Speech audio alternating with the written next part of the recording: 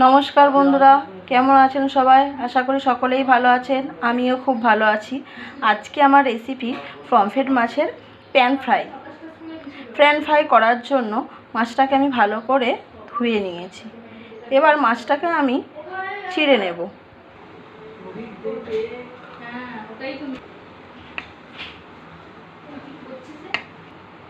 এক এক করে সব মাছগুলোর পেটগুলো আমি একটু করে চিড়ে নেব। মাছটা আমি এখন ম্যারিনেট করব।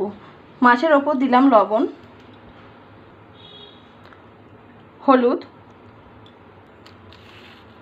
গোলমরিচ গুঁড়ো, লঙ্কার গুঁড়ো, লেবুর রস দেব। লেবুর রসটা দিয়ে ভালো করে মেখে আধ ঘন্টা মতো রেস্টে রেখে দেব। খুব ভালো করে এটাকে মেখে নিতে হবে যেন প্রতিটা মাছের গায়ে নুন হলুদের মশলাটা লাগে।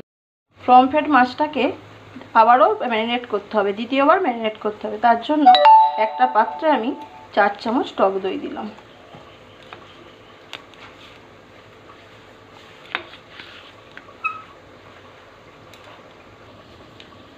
সামান্য একটু হলুদ দেব, আগে হলুদ দেয়া আছে তাই সামান্য পরিমাণ দিলাম।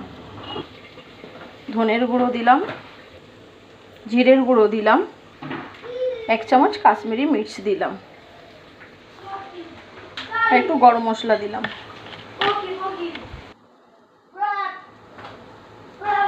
2 চামচ মতো সরষের তেল দিলাম। মশলাগুলো একসাথে মাখিয়ে নিলাম।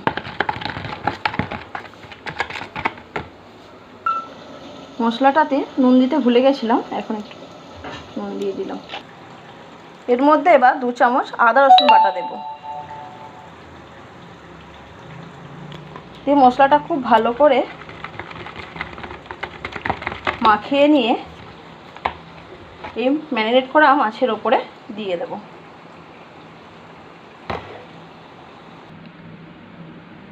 মশলাটা মাছের এই চেরা জায়গাগুলোর মধ্যে খুব ভালো করে ঢুকিয়ে দিতে হবে।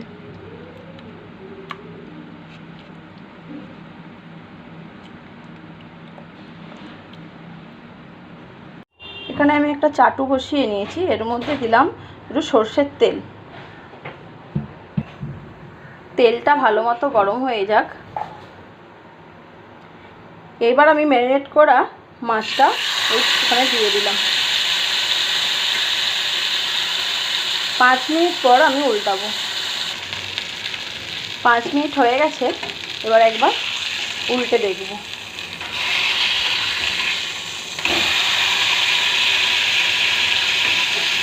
উল্টে আমি আরও 5 মিনিট মতো হতে দেব।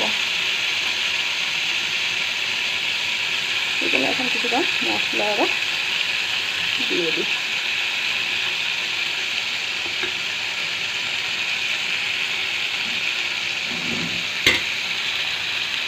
তার ওপর থেকে একটু তেল ব্রাশ করে দেবো। আবারও আমি একবার উল্টে দেব।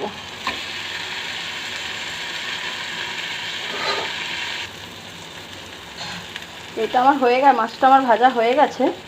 এবার আমি তুলে নেব।